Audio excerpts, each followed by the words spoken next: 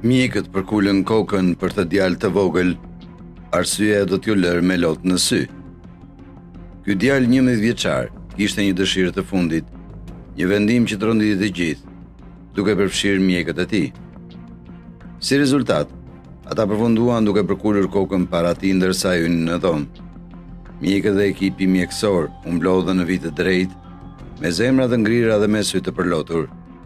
Të gjithë u lën kokën, duke u përkullur me respekt.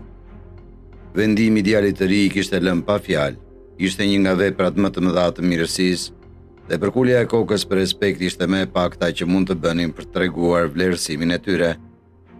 Të gjithë u përpoqën ta mbanin veten, por ishte një skenë vërtet emocionuese. Pavarësisht se sa e trishtuar ishte situata, prindërit e Long ishin krenar për djalin e tyre dhe zgjedhjen që ai kishte bërë. Ata e paneshtje teksa ai ishte drejtuar me rrota drejt sallës së operacionit, duke kaluar një korridor plot me mjekë që qanin. Ata e dinin se nuk do ta shihnin më, por disi, duke ditur se sakrifica e tij nuk do të ishte e kotë, i ndihmoi të përballonin pikëllimin. Në të vërtetë, ata e kishin përballuar për një kohë.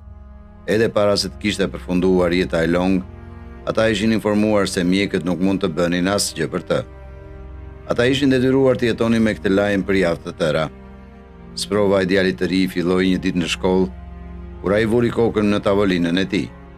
Mësuesi i tij e vuri re dhe e pyeti se çfarë nuk shkonte. Longu ankua për dhimbje koke. Dhimbja vazhdoi gjatë gjithë ditës derisa u kthye në shtëpi. 11 vjeçari tregoi nënës së tij për dhimbjen e kokës, dhe ajo i dha disa ilaçe për të lehtësuar shqetësimin e tij. Dhimbja u largua të nesërmen dhe ai u ndjej lehtësuar. Por disa javë më vonë, ai u ankua për një dhimbje koke tjetër te mësuesi i tij, dhe këtë herë ishte shumë më keq. Dhimbja nuk u shua me ilaçin dhe vazhdoi të kthehej. Ai vazhdimisht të mbante kokën me duar që pulsonte dhe nuk mund të përqendrohej në klasë. Ai duhet të dërgohej në shtëpi disa herë në javë. Migrenat e tij të shpeshta po e pengonin atë të merrte pjesë në klasë dhe të luante me miqtë e tij. Pikërisht atëherë mësuesi sugjeroi që ai të dërgohej në spital për një kontroll të plotë. Prindërit e Long ndoqën këshillat e mësuesit dhe e çuan në spital që të mund të ekzaminohej. Megjithatë, pas disa kontrolleve, mjekët nuk mundën të kuptonin shkakun e dhimbjeve të kokës së djalit të vogël. Ekspertët këshilluan dhe rekomanduan qetësues dhimbjesh, në mënyrë që ai të mund të ndihej pak më mirë, por edhe me ilaçet, dhimbja e kokës nuk ju largua kur plotësisht. Prindërit e Long ishin shqetësuar për djalin e tyre. Atyre nuk u pëlqente ta shihnin në sikletë dhe duke qartë nga sjellja e tij, sa ai thjesht nuk po gënjente për të lënë shkollën. Ai nuk mund të luante me miqtë e tij dhe ishte gjithmonë shumë i lodhur për të parë shfaqjet e tij të preferuara televizive. Ai kishte mbetur prapa në shkollë, e gjitha për shkak të dhimbjeve të vazhdueshme të kokës. Ata ndiheshin të hutuar dhe të merrësish keq, që nuk mund ta ndihmonin. Ata vazhduan të shpresonin se gjërat do të përmirësoheshin, por për fat të keq u përkeqësuan. Një ditë në shkollë, gjatë pushimit të drekës, Long papritmas pati një krizë para se t'i binte te fikët. Një mësues aty pranë nxitoi për ta ndihmuar dhe prindërit e tij u kontaktuan menjëherë. Pasi Long u dërgua në spital, mjekët ishin në një gjendje konfuze. Së pari, migrena e tmerrshme dhe tani krizat. Long kishte qenë krejtësisht i shëndetshëm për 11 vitet e para të jetës së tij. Ata nuk mund ta kuptonin se nga erdhi sëmundja e papritur. Mjekët vendosën të kryen një sër testesh për të zbuluar rrënjët e dhimbjeve të kokës dhe konvulsioneve të Long. Fatkeqësisht, rezultatet ishin tronditëse. Mjekët zbuluan se djali kishte një tumor në tru që po shtypte organin dhe shkaktonte migrenë dhe kriza. Prindërit e tij ishin të shtangur dhe mendonin se gjithë bota e tyre po shpërbehej. Mjekët këshilluan që Long duhet të shtrohej menjëherë në spital ose gjërat mund të përkeqësoheshin. Ata i kthyen në dhomën e Long dhe këshilluan të tregonin të vërtetën. Djali ishte i ri, por meriton të dinte se çfarë po ndodhte me trupin e tij. Prindërit e tij nuk dinin si t'ia jepnin lajmin. Ata u përpoqën të bënin një fytyrë të guximshme kur hyn në dhomën e tij, por Long mund të thoshte se diçka nuk ishte në rregull. Ndërsa u afruan pranë shtratit të tij, Long pati një krizë tjetër dhe mjeku kryesor u kërkoi prindërve të largoheshin, ndërsa ai trajtonte situatën. Djali u shtrua menjëherë pas saj dhe me ndihmën e mjekut, prindërit i shpjeguan se çfarë nuk shkonte me të. Nëna e tij qau me lot pranë tij, por ai e kapi dorën e saj dhe buzëqeshi lehtë. Ai u rende dashite të mërzitur, edhe pse lajmi ishte shkatërues, Long e mori mjaft mirë. Ai kishte mësuar në shkollë se çfarë do të thotë të kesh kancer dhe dinte se ndonjëherë mjekët mund të shpëtonin pacientët e tyre. Ai shpresonte se kështu do të ishte edhe për të dhe u zotua se do të luftonte deri në frymën e fundit. Por me kalimin e javëve, krizat u bën më të shpeshta dhe mjeku shpjegoi se tumori po rritej në madhësi.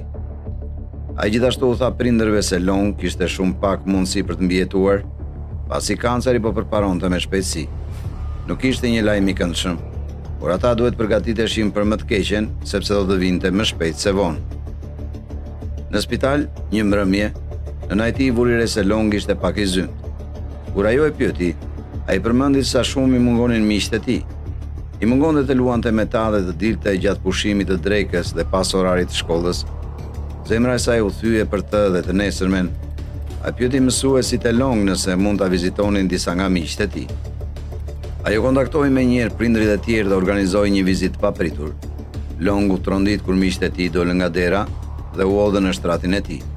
Buzëqeshja në fytyrën e tij ngrohu zemrën e nënës së tij. Ai ishte i lumtur që mund ta bënte të lumtur, qoftë edhe për një ditë. Fëmijët luajtën me Long dhe i treguan gjithçka që i kishte munguar. Ata bënin shaka dhe qeshin mes tyre, thuajse nuk kishte kaluar kohë nga era e fundit që kishin qenë bashkë në klasë. Pasi u larguan, prindrit e Long u kthyen përsëri me të. Ai falenderoi ata që i ftuan miqtë e tij dhe ajo që u tha më pas i tronditi.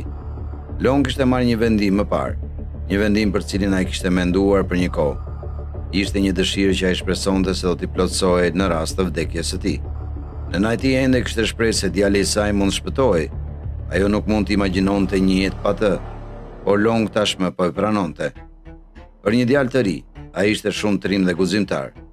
Familja u përqafua me njëri tjetrin pasi Long u tha atyre dëshirën e tij dhe prindrit e tij premtuan se do t'ia plotësonin atë, kur dhe nëse do të vinte koha.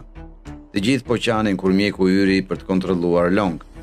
Ai e pyeti nëse kishte ndonjë gjë që nuk shkonte, por nëna e tij fshi ulotë e saj dhe u përgjigj se gjithçka ishte mirë. Megjithëse doktori donte të shtynte më tej, duke pyetur veten nëse reagimi i tyre kishte të bënte me shëndetin e Long, ai mendoi kundër dhe hoqi atë. Fatkeqësisht, tumori përparoi me shpejtësi me kalimin e kohës dhe Long ngadalë u bë një e vetvetes së tij të mëparshme. Vendodhja e tumorit, së bashku me shpejtësinë e rritjes së tij, shkaktoi disa dëmtime në indin e trurit të tij. Si rezultat, kujtesa e tij u ndikua dhe shpejt pas kësaj ndoqën të folurit dhe aftësitë e tij motorike. Mjeku detyrua të informonte familjen se gjërat do të përkeqësoheshin. Fatkeqësisht, çdo shpresë humbi. Ditët kalonin ngadalë dhe një pasdite, Long pësoi një arrest kardiak që e bëri atë të shkonte në koma. Ishte fillimi i fundit dhe mjaft i dhimbshëm për t'u dëshmuar.